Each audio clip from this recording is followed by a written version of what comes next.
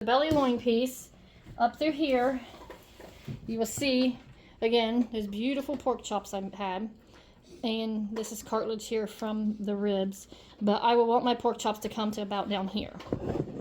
Oh, excuse me, the dog said no, I want to lay here. Of course I would too if I was a dog smelling this meat. Anyhow, so I want my pork chops to come to about here. So with that, I would make my mark, and that is going to be where I will draw the line for my bacon to be cut off at. What was it watching? Where was the mark supposed to be? The mark is right here. See, I cut it here. So I would just draw my mark all the way across. Do you have to use the saw for this one, or you can just like use the knife? So that's going to be my bacon. Dang. It's going to be delicious, isn't it? So take this where I have cut, and then you just start peeling it back. So underneath here, you will just literally fillet it back. If you wanted to keep some really good meaty spare ribs, don't go right along the ribs. So you can see like this here. All right. Can I move this part down there? Yeah, that's fine. Oh. It's really His feet are even dirty. No dirt, pig. Oh, you got Phyllis's tree right there. Mm-hmm.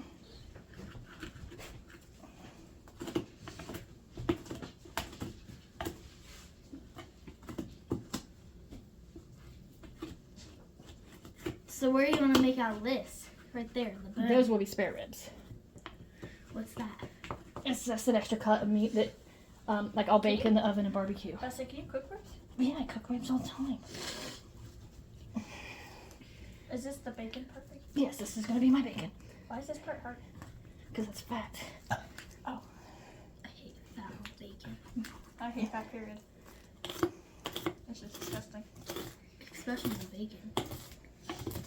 And that one stuff that I had here that one time, it had a lot of fat on it. I don't remember what it was. Probably pork chops or steak. Or cube steaks. Not cube steak. Okay.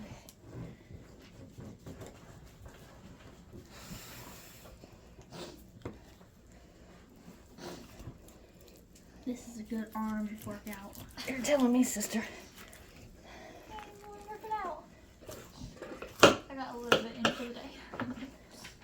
Well, I did like over the weekend because we played Just Dance.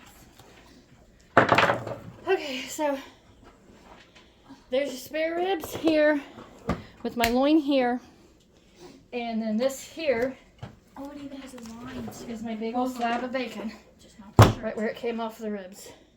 Good big So, piece of bacon. Yeah. I mean, this will go in brine and be set up, but I'm going to clean it up a little bit. Take some of this skin off and a little bit of this extra stuff here on top, a little bit of the fat, because you just heard the girls complaining that they don't want to eat all that fat. This is the good fat here. It's Could you inside. ever just make one big old piece of bacon? Well, that's what this is. No, like cook that all in Yeah. one. Yeah. Oh. Yeah, when I smoke it, it'll go in as one big piece. It's when it's done being Ah. smoked that I cut it. And then you just cut it in half. And then I just slice it as I want it, yeah. That's probably how they make bacon bits. This is, well, then they just Like, take and cut it up. They put it all together and then they cut it up at the Mhm. end. Really little. That fat is disgusting.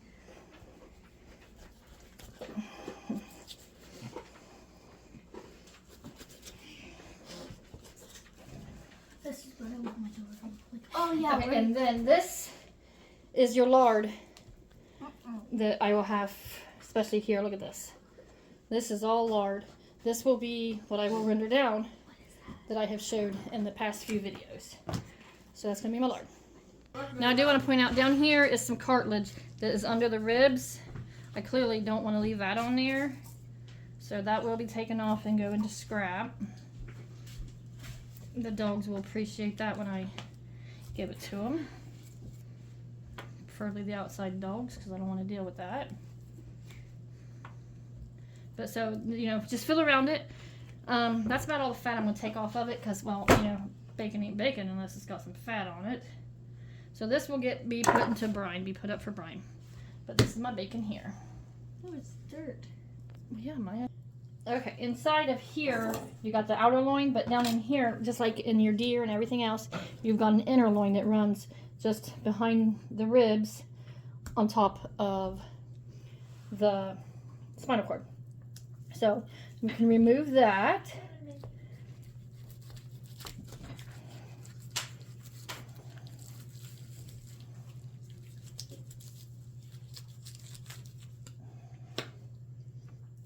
Okay, so anyhow, here's your inner loin. This you can use for whatever you want. If you want to leave it whole and cook it that way, or if you want to just cut it up for grinds, it depends on what you prefer. But anyhow, this is the inner loin of the pig. Put it over here next to my bacon. Now that puts me down to removing the pork chops.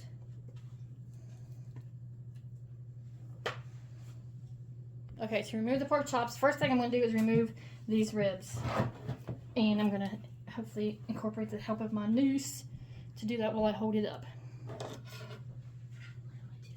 Just want you to saw like crazy right down along through here, sis. Just, Have to on the other side. yes.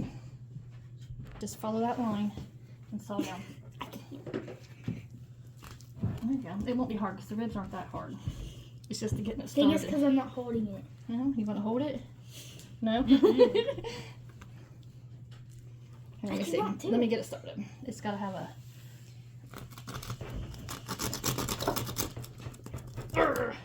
Let me see.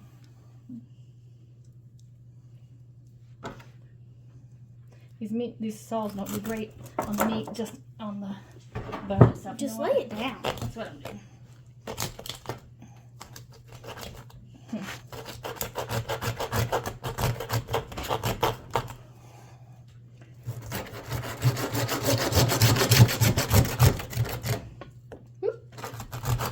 It smells, I don't know, like burnt rubber. Oh my goodness gracious. This is fun. Ugh.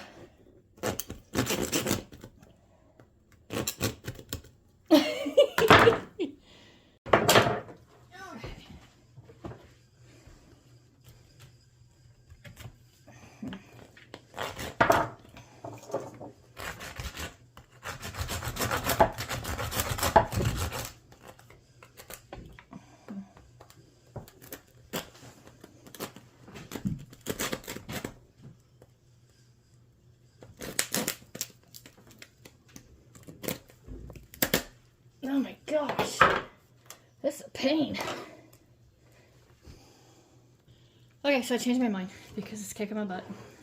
I just took and peeled this back all the way, and I'm just gonna lop it off here at the top of the ribs. And I'll have longer spare ribs, but I cut the meat back right here, as you can see, for the pork chops, so that I can just, because I don't care at this point. It's kicking my butt. So, here we go.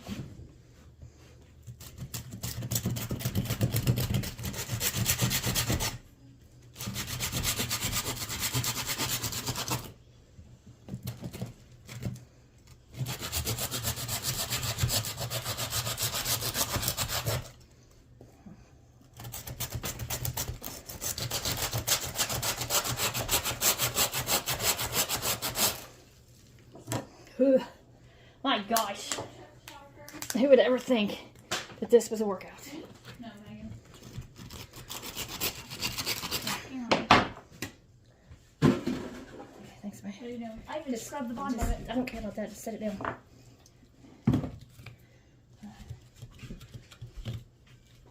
Ugh.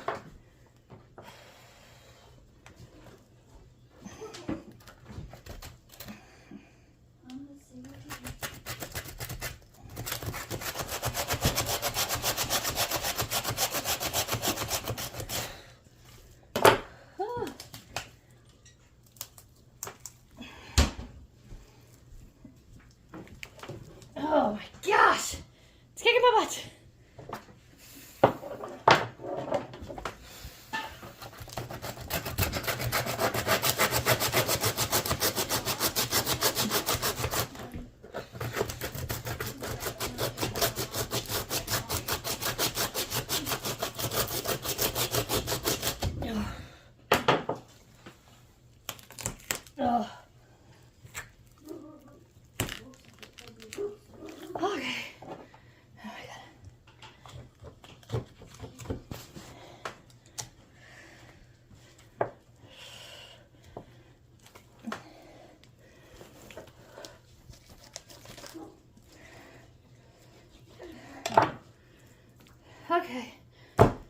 got them off. Ideally, they would have ended about right here where you see the loin meat running. That's where they would ideally ended. But ideally, I wouldn't be breathing hard from cutting ribs off. Oh my gosh. I need to work on that. Anyhow, this is called chime in your bone. Just so it'll fold up, but just take it, run down it a little bit here and there, and it will allow the bone to fold in on itself so you can wrap it, get it packed.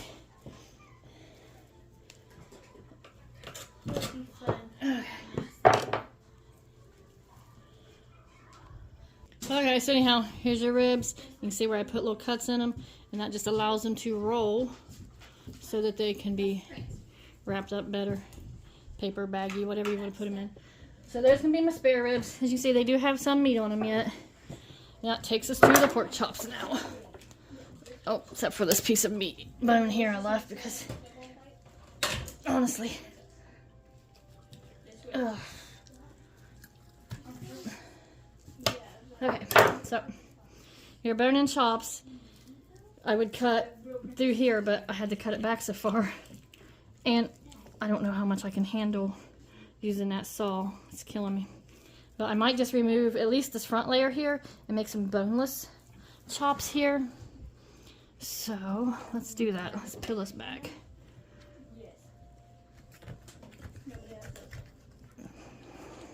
Just to the end of the vertebrae.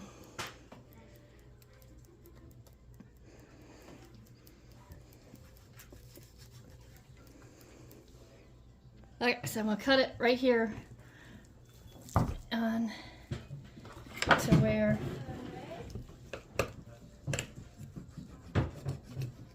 let's see how much easier this is.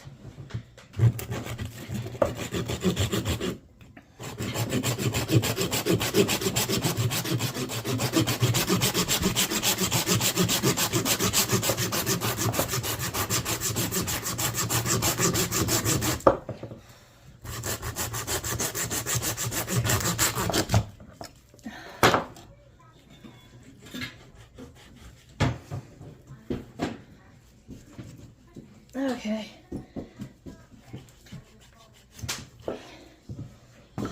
Okay. Anyhow, kick my butt.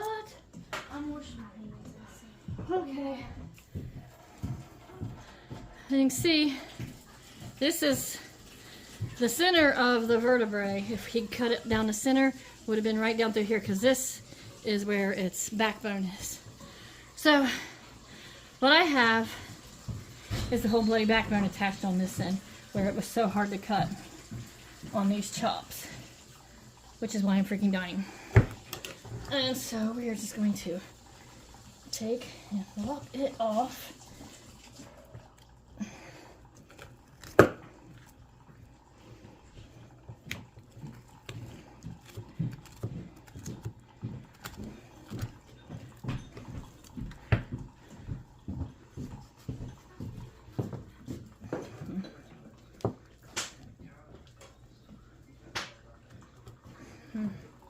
Maybe. Oh, they both have flowers on it. I did not remember if yours had flowers on it.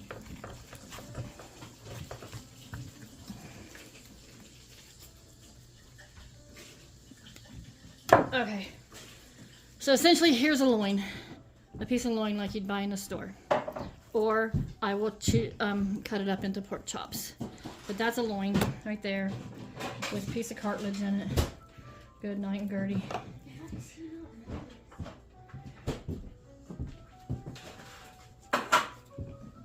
Okay, again, there's your loin. So that part's done. Now here, on the whole backbone, with the exception of where the little flangy pieces are, you can see there's still a lot of meat here. Which is another reason why I like to leave it on the pork chops, because I don't feel like I waste. But I'm going to take and I will clean all of this out, because that's just a waste. So that will all go into grinds. That way when I'm done, it's essentially just a bone carcass here. I'll put it off to the side and do it in a little bit. Now let's check this piece out. Okay, so this piece here, Oh, this is awful. Okay, so I've got this cleaned up because I'm going to get it. So now it's time to start cutting my pork chops. Now here, how many you get depends on how thick you want them. I don't want crazy thick pork chops because, well, the bone is huge. And I want to be able to cook them done. But I like our pork chops to be meaty. I don't want to feel like I'm eating a piece of cardboard. So I'm just probably going to do about like this, just a first knuckle width. So anyhow, to do that,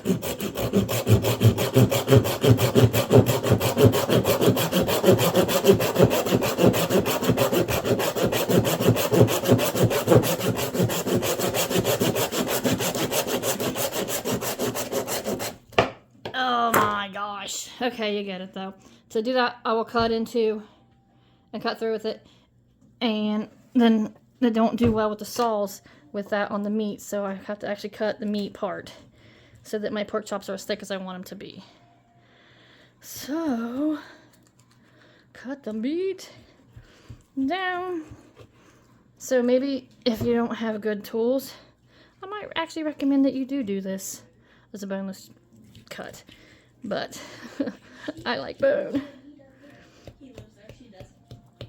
So, anyhow, Sawzall might be getting busted out.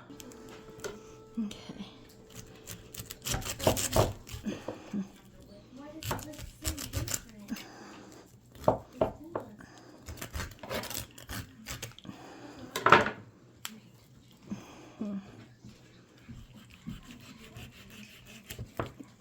Oh, and there you have it.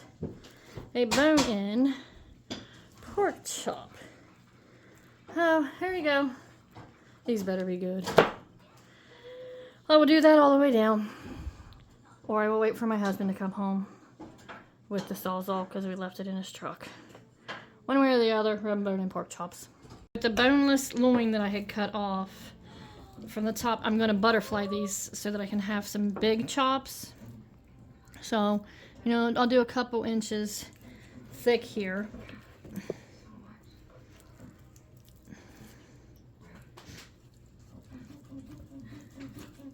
Works better when your knife ain't worn out from all this cutting. Okay, so anyhow, there you have a messy little thick chop, right? So to butterfly it, I will flip it over this direction so that I have fat on both pieces, on both edges. So then take and cut this in the middle, not all the way through.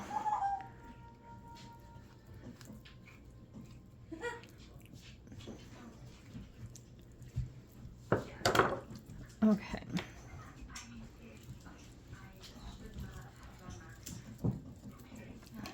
Okay, so anyhow, you got it.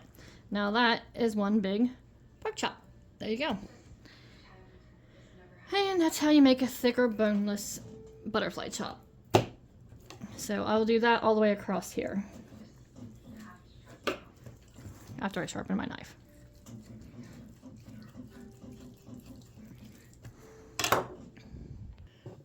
Okay, found a better knife. So anyhow, just cut it right down the middle. Almost all the way through, like I showed you. And then when it opens up, it does look like a butterfly. And then it looks better with having fat on both ends versus stuck in the middle of it.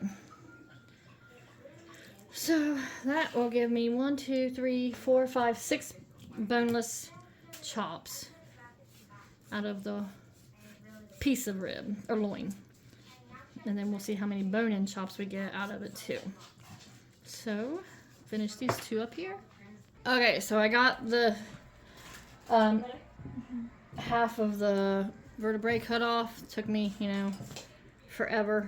But anyhow, now I'm just cutting these with bone-in chops, and I'm making them pretty much as wide as the vertebrae is, just so I don't have to struggle so much to get them off.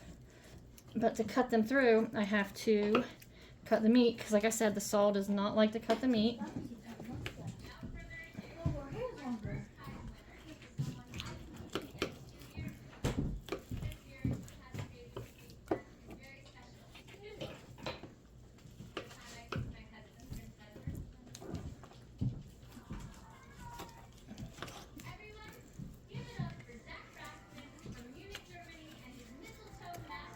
anyhow, there it is. It's got bone in it. Not a lot, but there it is. And that's my chop. So that's 4 so far. And you can see where the space is in between the bones. And that's just where I'm trying to cut to make it easier. So let me get these cut off, and then we will take a look at everything we got out of the center cut of meat. Okay, so here we go. I got 8 bone-in chops. This is the bacon. Boneless chops. This is like a little tiny roast that I cut off the tip of the loin, so it's like a loin roast. Spare ribs, inner loin. This is the amount of grinds I got just from this piece. And then this is some of the fat I had saved. So this is just out of the center cut. I still got to do the rump, the ham, and the front shoulder butt. So this is it for this. I'm going to get this pack put away before I start on the next stuff, so I've got plenty of workspace.